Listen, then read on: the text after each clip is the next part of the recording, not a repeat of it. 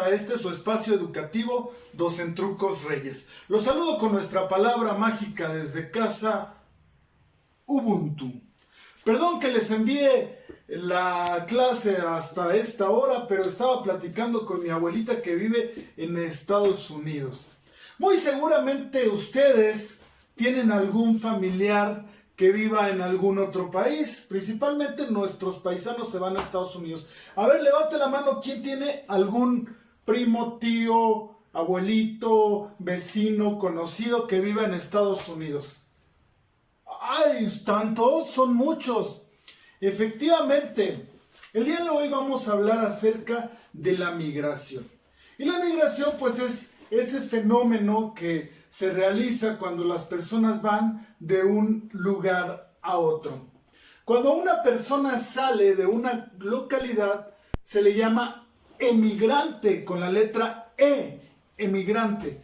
Pero en el lugar al que llega, se le denomina inmigrante, con I, inmigrante. Existen dos tipos de migración. La migración interna, que es cuando se da dentro de un país.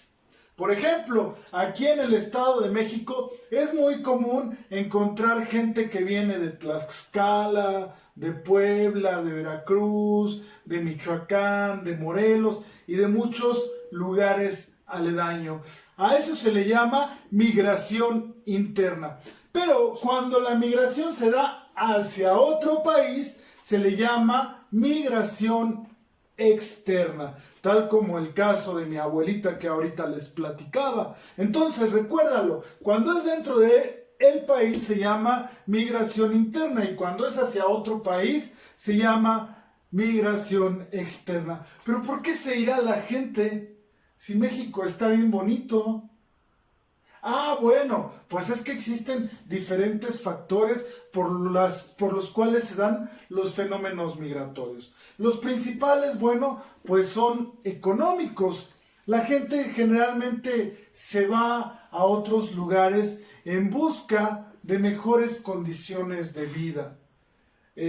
No es un secreto, lo hemos visto en televisión, en películas, que nuestro país vecino del norte, Estados Unidos, sea uno de los países que más receptores de migrantes recibe en el mundo. No solamente de aquí de América Latina, sino de todas partes llegan personas a vivir a ese país en busca de mejores condiciones de vida, o lo que le llaman el American Dream, es decir, el sueño americano.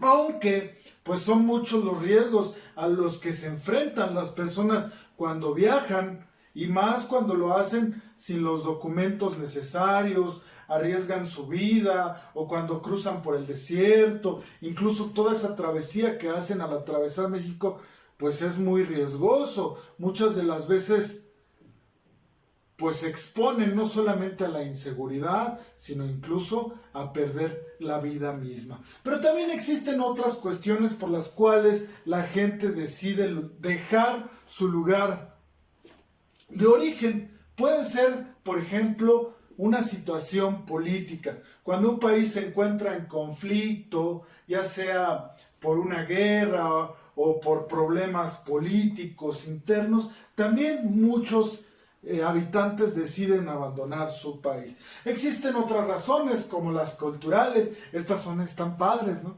Por ejemplo, los estudiantes que se van a vivir a otros países. La migración tiene su lado negativo, pero también tiene su lado positivo. Por ejemplo, México es un país que recibe muchas remesas todos los años, precisamente de todos nuestros paisanos que se encuentran trabajando en Estados Unidos, manteniendo a las familias que se quedan aquí. Y cuando los mexicanos están allá en Estados Unidos, se da como que una especie de fusión, llevan sus comidas, llevan, por ejemplo, sus bailes, sus trajes típicos, su cultura, se da una especie de transculturalización entre los países, esa fusión, ¿no? Por eso es que encontramos a veces comida mexicana en aquellos países, etc. Pero ya que hablamos de mezclas, de esta mezcla, vámonos ahora a otro tipo de mezclas. Y precisamente nos vamos a ir a ciencias naturales. Seguramente hoy por la mañana te preparaste tu delicioso cafecito, agarraste y dijiste, ay, mi cafecito con lechita, y luego pan, y luego revolviste los ingredientes. Conocemos que el café es de color oscuro, el azúcar es blanca, la leche también, pero al momento de revolver todos junto con el agua en la taza, pues los ingredientes pareciera que desaparecen y se fusionan en uno mismo, pues a eso se le denomina mezcla. Y las mezclas justamente son la unión de dos o más sustancias. Pareciera que es muy difícil separar las mezclas, y en efecto, algunas son sencillas. Por ejemplo, si yo quisiera separar libros, pues lo podría hacer por colores, los amarillos, los blancos, los rojos, pero hay otras mezclas que son más difíciles de separar, y para ello existen algunos procedimientos que a continuación les voy a explicar. El primero de ellos es la evaporación. La evaporación consiste en calentar los materiales hasta su punto de ebullición. Y obviamente el que tenga el punto de ebullición a menor temperatura, pues va a ser el primero que se va a evaporar, y así podemos separar una mezcla. Otra forma de separar las mezclas es la imantación. Este está bien padre, que es mediante un imán. Es el fenómeno de atraer los metales que contienen hierro por medio de un imán para separarlos. También tenemos la filtración, que es cuando separamos los materiales por medio de una coladera o un filtro. Esto se utiliza mucho en la cocina. Seguramente habrás visto a tu mamá alguna vez utilizar un colador, o al señor que vende los jugos en la esquina cuando dice, ¿lo quiere colado o sin colar, joven? Ah, pues estamos hablando de la filtración.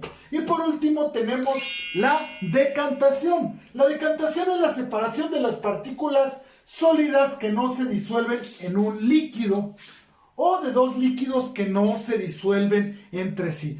Ay, suena un poco enredoso, pero a ver, no es tan difícil, se los explico. Por ejemplo, si nosotros colocáramos en un recipiente agua con aceite, sabemos que el agua y el aceite no se mezclan entre sí.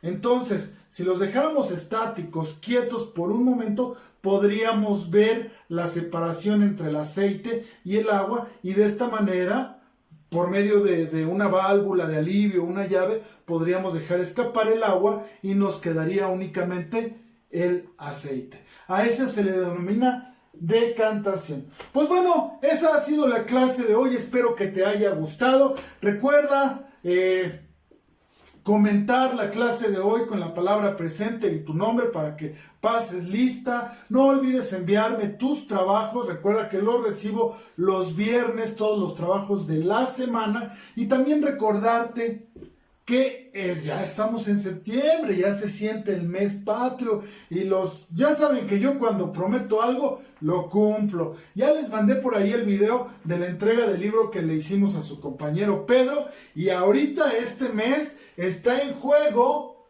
la grabación de un video aquí conmigo. Dijimos que el que tuviera las mejores tareas, las más bonitas, las más presentables, el que le eche así toda la actitud y todas las ganas, va a tener la oportunidad de venir aquí a grabar conmigo un video. Entonces, la moneda está en el aire. Ustedes saben quién es el afortunado. Ustedes van a saber quién es el que va a estar aquí conmigo grabando ese video. Los dejo y es un gusto siempre saludarlos. Cuídense mucho y nos vemos en la próxima.